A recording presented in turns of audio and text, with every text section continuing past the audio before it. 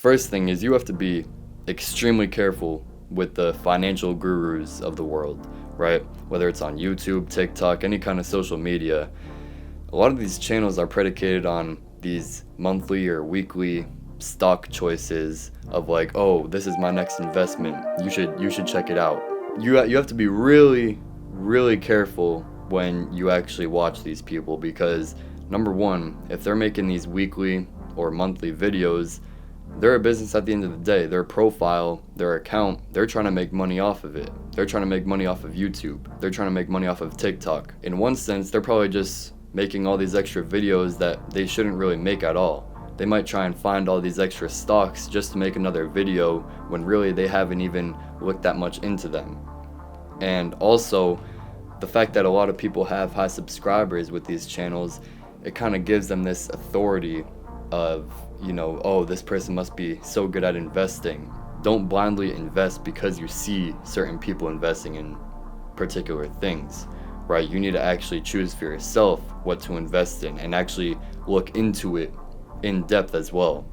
Get to actually understand the ins and outs of a company. Don't look at like some charts and think that you can predict things. Companies, at the end of the day, the stock market doesn't really reflect stuff from the chart. There's no pattern to predict it. A company could be doing awful in its chart, right? It could go super down, but then all of a sudden they could just make some sort of adjustment in the company, and you would have known it if you actually looked into what the company was trying to do. But just by looking at the chart, or by looking at all these other kind of numbers that aren't really telling the full truth of the company, you wouldn't ever be able to see that. So make sure you have the full context on the company before you invest in it. The stock price doesn't necessarily show how successful the company is. This is a huge misconception that like a lot of investors do not even realize to this day. The stock price shows how the investors react to the company, how happy the shareholders are with the company. So these pump and dumps, also, side note, be careful with those as well, because with every single winner, there's going to be a lot of losers who are paying that winner, right, when that winner finally dumps their investment, right? So very fast, these pump and dumps, you could be on the losing side of that. It's not everyone wins like people think, all right? But when you have companies like GameStop, which reflect like they are better than they actually are, things also work in the reverse. Companies may look worse than they actually are. A company could be doing actually really good with their company, but it might just be shareholders don't really notice that. Shareholders are kind of nervous with the plays that this company is making. This company, for example, let's just say that the metaverse was really working and that it wasn't like tanking completely. Let's say that it was actually working, but people were nervous that it wasn't going to work. Now the share price, it's going to look like it's bad, and it is going to be bad. But the fact is that it's not necessarily a bad investment. The company could still do really well because they're going into like this whole metaverse virtual reality thing, right? And who knows, but just understand that share price doesn't necessarily reflect the value that a company may have, right? And that goes into like PE ratio, but I don't want to go into all that. But back to the gurus for a second, because this is something that honestly hurts a lot of people's accounts. The gurus, there's so many of them. They all act like they're experts. They think that they're experts too.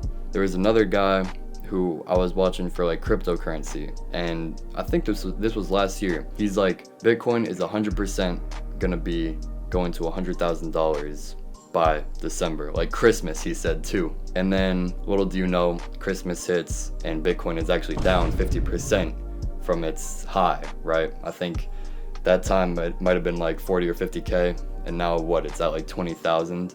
So if someone acts too sure of what they're saying with their advice and makes these guarantees, that's also something to show like, all right, this person's trying to sell out. They're trying to basically market their position.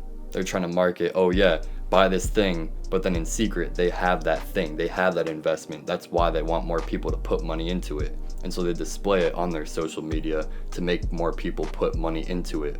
Next thing to cover some cryptocurrency, do not get greedy with your investments. There's certain strategies that you can do, like withdraw 50% of your investment, and then you can keep the other 50% in, just to see if you can get lucky. But at least that 50%, or at least taking out the amount that you put in, that makes sure that you don't lose money on your investment. So you can basically be compensated for the money that you put in by taking half of it out and then leaving in the other half if you think that it could potentially go up more. The next strategy is to look into the different kind of options that you have within trading stocks or investing in stocks. For example, there's things like the stop limit, there's things like the stop loss. I'll just explain one for now.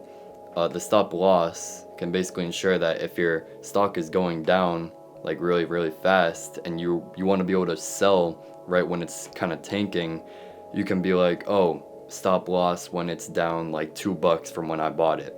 Now, what this can do is, again, when it's tanking or when it's going down, it's just going to sell right away, so that at max you can only lose like 2% on your investment.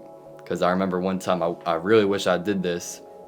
You can also do this in like the reverse order, where you can sell when it reaches a certain amount. I remember I was at like a sleepaway camp and I didn't have my phone with me. Like, you weren't allowed to have your phone. I had a stock FUV, it was called Fun Utility Vehicle, which is like going down bad right now. This is like the stock that kind of ended my account. Like, I'm completely in the trenches now. Not in the negatives, but I'm just like down completely. But anyway, I bought this stock at, I want to say like 12, and I think while I was away, it went to like 18 or something, and I had a lot of money in it. I had like $900. So I was up a good amount, but I didn't have my phone with me. I got back and it crashed. It crashed actually like the day before I got back from camp. And I was devastated, man. I was sad. But I realized later on that, oh, I could have done, number one, I could have done a stop loss, and then there's like other ones as well where you can make sure that you can actually sell when it reaches a certain height, right? Just to make sure that it doesn't go down after that.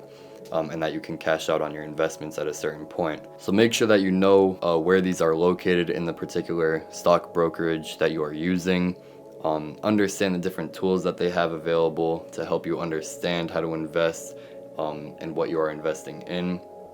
Just understand the brokerage as a whole, okay? And understand how they operate, with how they make money, like companies like Robinhood, how they oversell or they overstate the actual price of the stock. That way they can make the profit on the difference between the actual price.